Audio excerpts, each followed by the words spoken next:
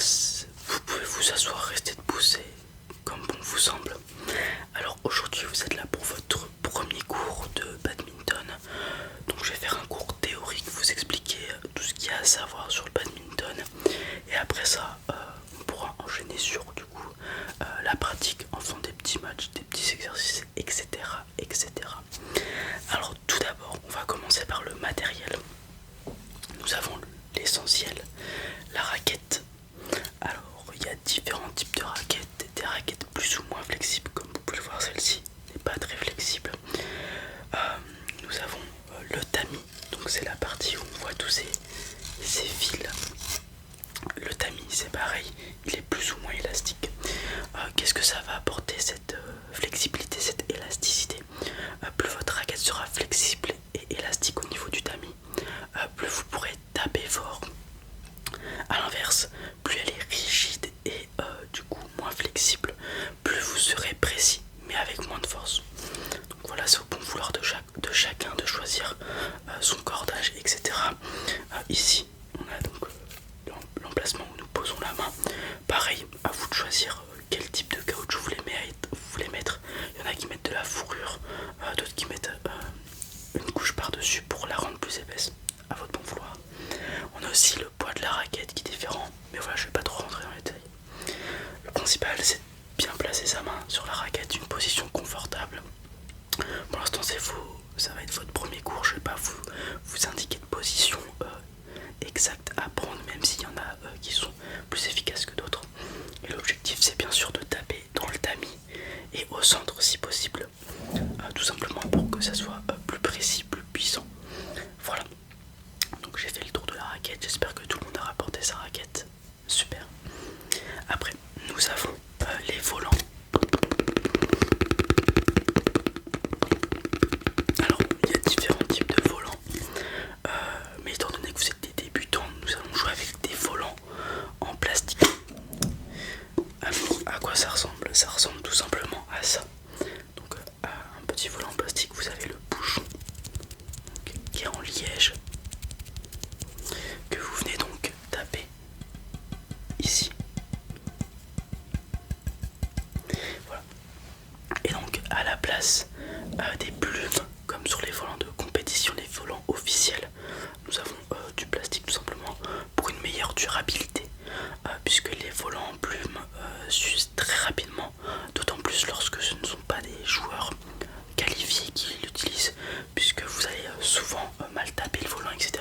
Et il suffit de donner un coup dans les plumes comme ça pour pas rendre inutilisable le volant, mais l'abîmer fortement et il va pas faire long feu. Voilà. Donc voilà les volants que nous allons utiliser. La particularité des volants en plastique, je vous l'ai dit, c'est qu'ils sont plus durables, moins chers. Par contre, ils vont moins loin et ils sont moins précis. Voilà. Mais bon, pour l'usage que vous allez en faire, c'est largement suffisant. Voilà.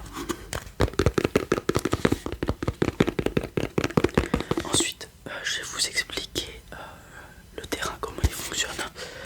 Pour l'instant, on va faire que du simple, donc je vais vous expliquer uniquement le terrain de simple, puisque comme vous le voyez sur le terrain derrière moi, il y a plusieurs lignes. Alors je vais vous expliquer à quoi elles vont servir. Pour une partie de simple, donc le simple c'est quoi? C'est un 1 contre 1 tout simplement. Alors les lignes, les délimitations, ça va être la première ligne intérieure, donc pour les couloirs sur les côtés, et ça va être la ligne extérieure pour le fond. Donc voilà, c'est le petit rectangle du centre que vous voyez. Ensuite, pourquoi il y a deux petits rectangles, enfin deux gros rectangles au centre? Tout simplement pour servir lorsque vous avez un nombre, donc votre score est pair, donc 0, 2, 4, 6, 8, vous avez compris. Vous servez et vous recevez à droite. Si votre score est impair, si celui qui sert à un score impair, ça sera du côté gauche et vous recevrez du côté gauche. Exemple, si il y a 3, 1 et que c'est votre adversaire qui vient marquer le point, son premier point, il a donc un point, il sert à gauche, vous recevez à gauche. Le point se déroule, vous marquez le point, vous passez à 4, 1. C'est vous qui servez nombre pair, vous servez à droite, le joueur adverse reçoit à droite.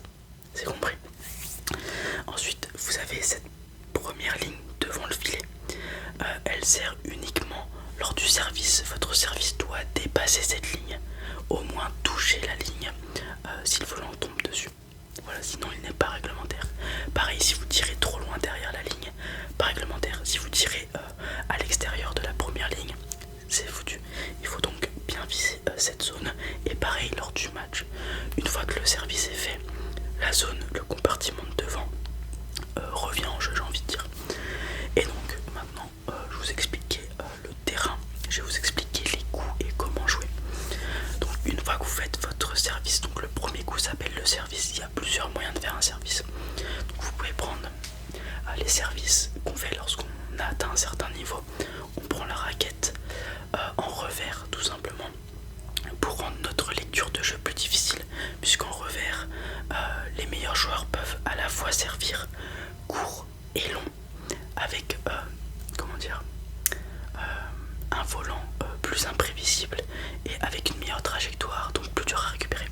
Mais vous allez servir en cuillère, donc vous prenez votre raquette de la main où vous êtes le plus fort et vous allez juste faire un service cuillère comme ça, paf.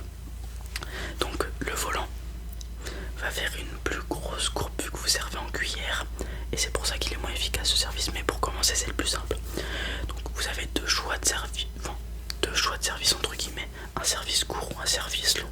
En cuillère, le plus efficace et ce que je vous recommande, c'est de faire un très long service très haut, donc essayez de viser la ligne extérieure, ce qui va faire reculer le joueur adverse et vous laisser le temps de vous repositionner. Je ne vais pas rentrer dans les détails, mais ça c'est le premier exercice que vous allez faire, essayez d'apprendre à bien taper le volant et faire des services. Ensuite, les coups que l'on peut faire pendant un match. On va commencer de celui qui va du plus près au filet au plus loin. Le coup le plus proche du filet, ça s'appelle un amorti ou alors un contre-amorti. Un amorti, c'est lorsque vous allez essayer de viser le plus proche du filet. Donc ça va demander au joueur adverse de se rapprocher du filet pour récupérer. Son choix, lui, ça va être de soit faire un contre-amorti, donc vous remettre court, soit s'il est en retard ou qu'il ne peut pas être agressif et se matcher le volant. Donc se matcher, c'est commencer un volant qui descend vers le bas, qui fait un piqué pour terminer le point si possible. S'il n'a pas le temps de faire ces deux options, donc un contre-amorti ou un smash, il va faire ce qu'on appelle un lift, qui va relever le volant en l'air le plus haut possible pour lui permettre de se repositionner et se préparer à votre prochain coup, qui la plupart du temps suite à ce lift, donc ce volant très haut, sera forcément une attaque la plupart du temps, donc il va se préparer à défendre. Ensuite, je vous l'ai dit, il y a les smash, donc c'est lorsqu'on récupère un volant qui est assez haut, assez facile et qu'on peut se matcher, donc c'est-à-dire faire piquer le volant vers le bas dans le camp adverse. Ensuite, nous avons les dégagements, donc un coup très très utile puisque ça va vous permettre de construire le jeu. Vous allez envoyer le volant au fond du terrain comme sur un service avec de l'altitude, de la longueur, ce qui va obliger votre adversaire à reculer. Et donc lui, soit il redégage, soit il fait un amorti et tout, mais les dégagements servent à calmer le jeu, se repositionner, réfléchir, etc. etc. Ce sont des coups très négligés mais très importants. Ensuite, il faudra, pour gagner le match, faire courir votre adversaire, donc alterner de gauche à droite, le coin au fond à droite, etc. etc. Et donc, pour ce faire, vous allez tout simplement construire votre jeu. Service, supposons, le mieux ce qu'il va faire lorsqu'on est débutant, faire un service très long, et en fonction de ce que votre adversaire va faire, le mieux c'est de le faire courir quand on débute, ou alors de jouer sur son revers. Le revers c'est quoi? C'est lorsqu'on va taper de son point faible, j'ai envie de dire, du côté où l'on n'a pas la raquette. Donc là vous voyez, j'ai mon côté fort puisque la raquette est du côté où je tiens mon bras, ma raquette du côté droit, et mon revers ça va être mon côté gauche. Le revers, lorsqu'on est débutant, on est éclaté au sol, donc si vous visez le revers de votre adversaire, vous allez quasiment à 90% mener le jeu et gagner le point, puisque c'est très dur lorsqu'on est débutant de reprendre un revers puisque c'est notre côté faible. Donc votre objectif sur cette première séance, maintenant que je vous explique un peu toutes les règles, ça va être d'apprendre à servir, recevoir, construire des matchs, des points, donc en alternant gauche, droite, dégagement et tout. Mais là, votre objectif, maintenant que je vous ai tout appris, c'est vraiment service. Vous allez, si vous voulez tous avoir un bon niveau, vous allez en manger du service tout simplement parce que c'est ce qui va lancer le point, structurer votre partie. Si vous faites un bon service, ça va vous mettre bien. Par contre, si vous faites un mauvais service, supposons que